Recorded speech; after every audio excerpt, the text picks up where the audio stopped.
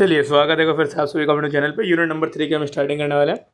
तो unit number 3 का अगर आपको नाम पता है तो यूनिट नंबर 3 का नाम है आपका मल्टीवेरिएट एनालिसिस। यहाँ पे मल्टीवेरिएट एनालिसिस को हमें पढ़ना है। सबसे पहले आपको पता होना चाहिए इसके अंदर होता क्या है, कैसे क्या होता है। तो सबसे पहले मैं आपको बता दूँ, it is a set of method. ये सेट ऑफ मेथड होता है जिसका इस्तेमाल किया जाता है when multiple measurement are taken on the same object across different sample. किसी सेम ऑब्जेक्ट के ऊपर अलग अलग सैंपल से अलग अलग प्रकार के जब मेजरमेंट के ऊपर एनालिसिस किया जाता है ना, इसी को बोला जाता है मल्टीवेरिएट एनालिसिस। अगर रियल वर्ल्ड के अंदर आप देखें तो business scenarios outcomes are rarely influenced by a single factor.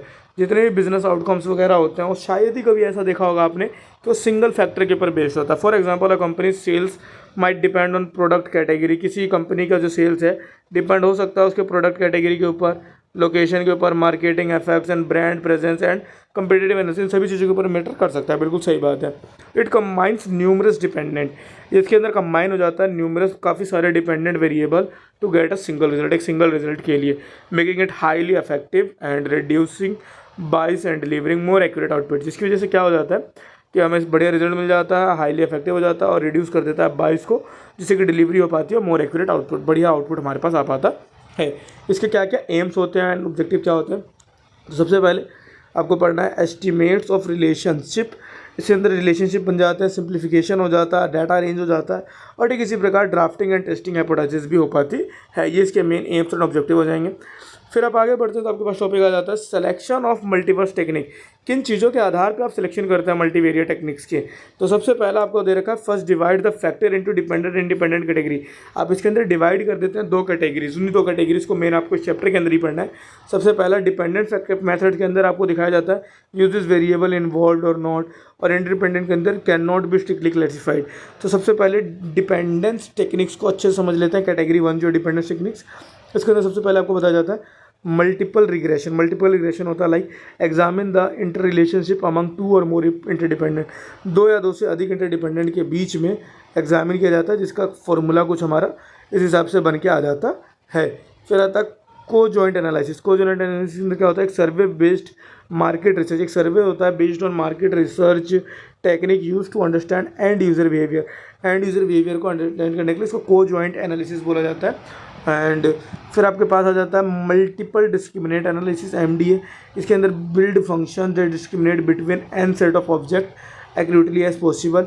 फिर आता है linear probability model. Linear probability model के अंदर एक बाइनरी रिसेशन मॉडल होता है where the outcome variable is binary, जहाँ पर आउटकम वेरिएबल आपका पूरा बाइनरी होता है। कुछ इस प्रकार से हो जाता है इक्वेशन DIED, ये आपका लीनियर प्रोबेबिलिटी वैल्यू निकालने का फॉर्मूला रहेगा। ठीक है। फिर आ जाता है आपके पास मल्टीवेरिएट एनालिसिस। बाकी अगर प्रैक्टिकल प्रॉब्लम क्वेश्चंस के साथ आपको सोल्यूशन चाहिए तो कमेंट कर दीजिएगा। आपको इसके लिए बढ़िया सी वीडियो बना करके आपके एग्जाम डेट से ज़रूर पहले पहुंचाने की पूरी कोशिश रहेगी। ठीक है, होगा तो एग्जाम से पहले आपको लाइव आकर के करा दूँगा, जिससे कि आपको बेहतर समझ में आ पाएगा, आप भी अपने डाउट वगैरह को हमारे साथ सीख पाएंगे। ठीक है। Multivariate analysis of variance and covariance. Multivariate analysis पढ़ना है आपको। सबसे पहले आपको पढ़ना है कैनोनियल, फिर आपको पढ़ना है स्ट्रक्चरल। तो कैनोनियल के बारे में अगर मैं आपको बताऊं तो फोरकास्ट सेट ऑफ सिटराइजेशन इन डिपेंडेंट वेरिएबल। ये है ना, सेट ऑफ डिपेंडेंट वेरिएबल्स के ऊपर फोरकास्ट किया जाता है and based of their combined covariance और कंबाइंड वेरिएंस के ऊपर। फिर आता है स्ट्रक्चरल इक्वेशनल मॉडलिंग। इसके अंदर एक क्वांटिटेटिव अप्रोच अपनाया जाता है जिसकी सहायता से डिमॉन्स्ट्रेट किया जाता है casual links and examine the structural interaction between measured variable and latent construct. ठीक है। Use two type of variable, endogenous variable and exogenous. इसके अंदर दो प्रकार के वेरिएबल्स भी होते हैं। ठीक है। फिर सेकंड कैटेगरी आपके पास आ जाती है इंटरडिपेंडेंस टेक्निक। अब इंटरडिपेंडेंस टेक्निक के अंदर आपको देखना है सबसे पहले फैक्टर एनालिसिस। फैक्टर एनालिसिस के अंदर आपको बताया जाता है simplifies data by reducing numerous variable. Data को सिंप्लीफाई किया जाता है by reducing numerous variable, reduce कर करके और into a super variable. Super variables के माध्यम से it extract largest common variance. इसके अंदर एक्सट्रैक्ट कर दिया जाता है लार्जेस्ट कॉमन वेरिएंस को from all variable and convert it into a single score. सभी वेरिएंस में से और इसको कन्वर्ट कर दिया जाता है इनटू अ सिंगल स्कोर। ठीक है। फिर आता है आपके पास कॉमनली यूज प्रिंसिपल। कुछ कॉमनली यूज प्रिंसिपल होते हैं कंपोनेंट एनालिसिस के, जिसके अंदर आपको फैक्टर के अंदर बता रखा है factor, loading, even values and factor score. ठीक है, ये चीज़ें पढ़नी रहती है। देन आता है आपका क्लस्टर एनालिसिस। क्लस्टर एनालिसिस के अंदर है ना अरेंज किया जाता है चीज़ों को सिमिलर ग्रुप्स में, जिसको आप क्लस्टर्स बोलते हैं, ठीक है। It organize item based on different user qualities so that object with a group are similar and those different group dissimilar.